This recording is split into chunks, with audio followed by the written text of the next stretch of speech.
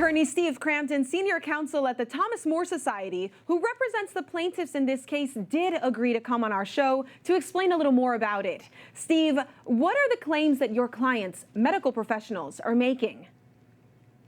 Essentially, we're making three claims here. First, that the public health order in effect right here is a violation of the Supremacy Clause of the United States Constitution because it disregards not only state law, but federal statutory law and the Constitution itself. States can't do that. Second, we're claiming a violation of the Free Exercise Clause because this regulation is neither neutral nor generally applicable and does not meet the strict scrutiny analysis that the case law requires. Third, we're claiming a violation of the Equal Protection Clause of the 14th Amendment because this regulation singles out, in effect, folks that have a religious objection to the vaccine, which is the case for our 17 plaintiffs, and treats them differently from, for example, people that have a medical issue with regard to the vaccine. We don't even get to make an application for a religious exemption under the regulations as currently structured. So that's it in a nutshell. Basically, what you're saying is if the government in any way exempts anyone, it has to also exempt religious people. And that's why you have a claim here and why the court responded to you. Let's take a step back, though. Are you just trying to knock down all vaccine mandates altogether, or is this really only about religious exemptions? Yeah, absolutely not. This is simply a modest request that the state of New York recognize and respect, as federal law requires and as the law of the state of New York requires, a genuine, sincere religious objection to a mandate such as this vaccine mandate.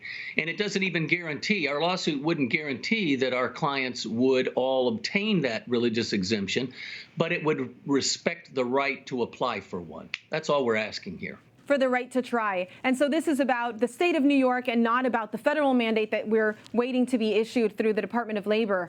So then what's next in the lawsuit? The government has to prove that there's no other way for them to eradicate COVID other than issuing a mandate. This is the state government of New York that forces people to violate their conscience. Is that what's next? That's it in a nutshell. What we have is a deadline for the state to respond by September 22, which is next Wednesday. Then there's a hearing, if necessary, if the state persists, which it looks like they will in its position, set for September the 28th, the morning of the 28th. And so you'll be in court. So we're moving fast. Yes. Moving quickly. Do you see any other lawsuits similar to this that will be coming up? Are you planning on bringing other cases? Well, yes, we're being contacted, of course, all over the country. Other firms are involved as well. As you may know, there's another lawsuit similar to this one pending in the Eastern District of New York, also awaiting a hearing. And as you say, the federal mandate is yet to be kind of spelled out for us, but we're looking very closely at that, too. Frankly, it's a time in our nation like no other time, I think, with regard to the threats to our fundamental freedoms. And we're active and looking very carefully, as I say, all across the country at these things.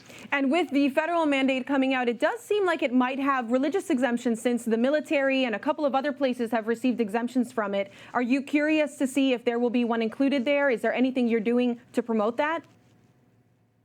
Well, yeah, we're very curious. And, given the kind of almost testing of the waters that New York has undertaken here, the state of Maine has also tried this kind of absurdity of setting aside all religious exemptions. Very disturbing incremental suggestions here that we're in danger of losing just all of our fundamental freedoms. So when the federal government and the White House itself is disrespecting, frankly, throwing all kinds of insults at the unvaccinated, it is a trend that we are watching very carefully and we think bodes real ill for what's coming. We're in danger of moving from a free America to what looks like a kind of clone to Red China here. Well, we'll be watching that closely. Thank you so much. Thank you. Appreciate it.